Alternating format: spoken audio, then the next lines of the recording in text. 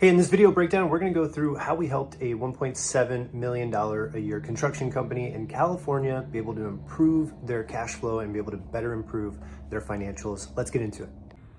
All right, so this video, we're going to break down a client of ours, which is a $1.7 million a year construction company in California. I'm going to break down what challenges were they facing before they started working with us here at CEO Finance Academy.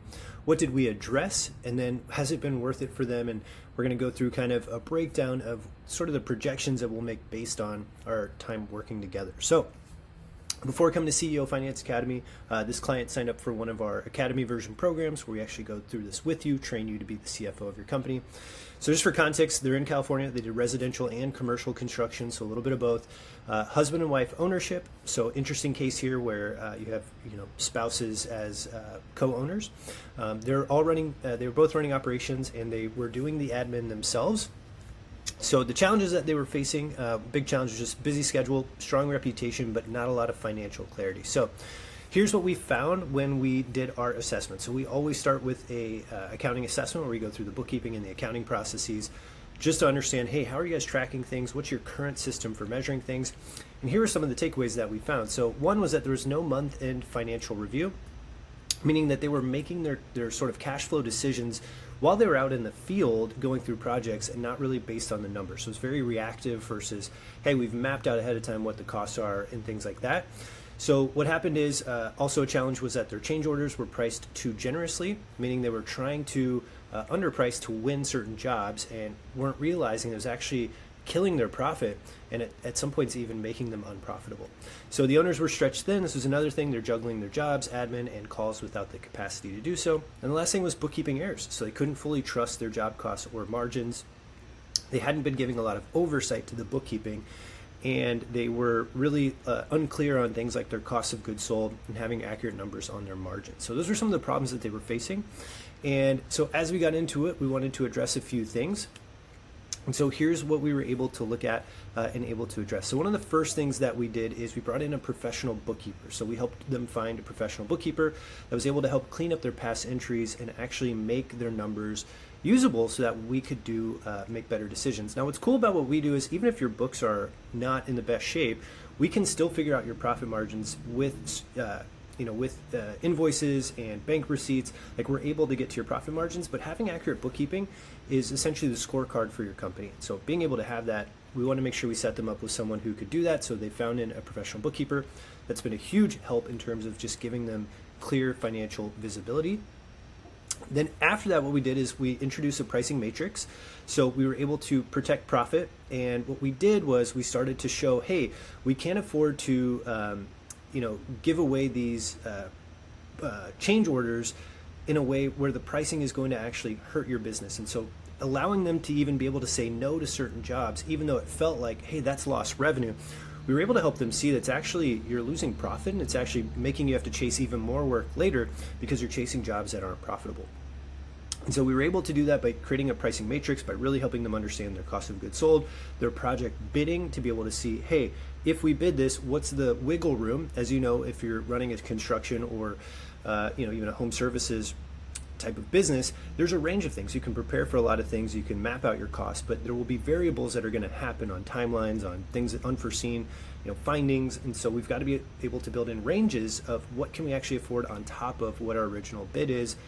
That way we don't get put on, hey, well, we were profitable at the start and by the time we finished, we were unprofitable. Like, we can't allow for that to happen. Otherwise, you essentially scale yourself broke. So what we did then was we were able to do that, which allowed us to change our bid structure and the way that we were bidding to make sure when we won jobs, they were actually going to be profitable. 2 was clarifying owner roles. So one was able to just focus on estimates and productions, and the other was to focus on admin and calls. So again, even though we're not the operations people of the world, we're able to help see, hey, it sounds like you guys are both doing the same roles. If we can divide your time and be able to focus your attention in certain places, you'll be able to be much more productive and not step on each other's toes. So we were able to do that. And then we installed a monthly numbers meeting with 6 core reports. So we were able to create a rhythm and accountability of helping them to be able to see, you need to check on these core KPIs that are going to allow you to keep growing. So the last thing then was we built a 12-month projection, and what we do is our wealth waterfall, which is how do you distribute cash at the end of each month into different buckets that are going to allow you to recover your OPEX costs from last month, set aside for taxes, set aside for reserves if you have left over, and how do you distribute owner pay.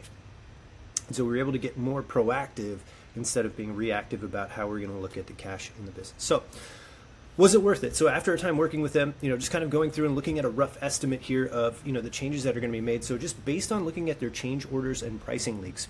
So in doing 1.7 million a year in revenue, usually in a company like this, change orders can often make up about 15% of revenue. So you're looking at about $250,000-ish on 1.7.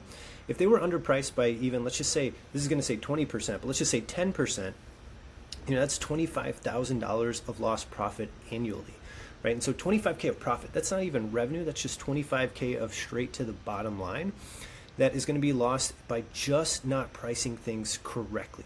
And I know there's a thought that's like, but if I don't price it that way, I might not win the job. And we always say, well, you can price your way broke, meaning you can win more and more jobs, but it actually makes you more broke. And there's an argument that in the beginning, if you want to win the first few, if you want to win certain jobs to build up your reputation, that's fine. But after a while, you can't be known for being the person that just wins on price unless you are certain that you are maintaining your profit margins. Otherwise, you become the guy who everybody wants to go to because you're the cheapest and you're the one that's going out of business. So that's number one. And so just sort of looking at this, like looking at roughly, anywhere from 20 to 60K of recovery just from figuring out proper pricing, right? So, and that's year over year. So imagine if you don't get this figured out now and you keep running this business for 3-4 years, how much that compounds in terms of profit loss on the bottom line. So number two is just from like bookkeeping errors and trusted numbers. This is a little bit of a kind of a guess here, but inconsistent bookkeeping, especially like misapplied workers' comp, for example, meant about 2 to 5% of revenue could be slipping through with errors or overpayments. So that puts about, based on their revenue size, around $34,000 to $85,000 at risk. So now having a professional bookkeeper in there actually doing structured reviews, their data is fairly spotless, which means that we're probably going to protect around $25,000 to $50,000 this year. And just think, like, as their revenue scales, that's only going to become more and more significant. So the third part here, which is actually not something that's really our specialty, which is the operation side of helping people see where their time can best be spent.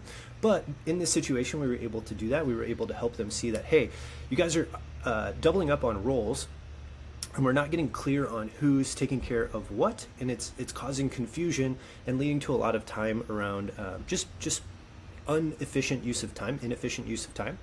And so we were able to just say, hey, let's put one of you on the admin call side, let's put one of you on the jobs job side of things. And so really just being able to give each owner about 10 hours a week back by not being confused on doubling up on time.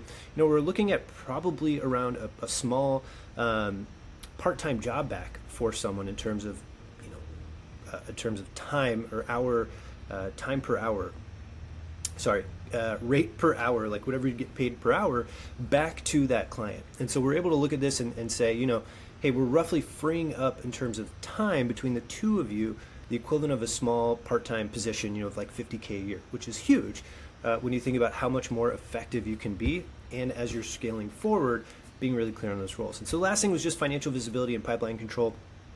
So without projections or kind of going through our wealth waterfall process, meaning like, hey, where are we going to allocate cash after the end of the month and the books are closed? A single misstep on like $100,000 project can erode 10 to 20% of profit. Excuse me. So if we're looking at that on like 1.7 million a year in revenue, we could be looking at 30 to 60K a year of just profit, which is wild to really think about, hey, where are we going just by not having accurate visibility, which ties back into that bookkeeping piece as well. So just kind of looking at this, being able to say like, hey, going through this process, again, this is not a definitive, this is exactly how much they saved or this is worth, but like really going through and doing a sort of a conservative estimate here of like, what kind of changes it's going to do for them in terms of profitability, in terms of being able to be more efficient and price themselves better.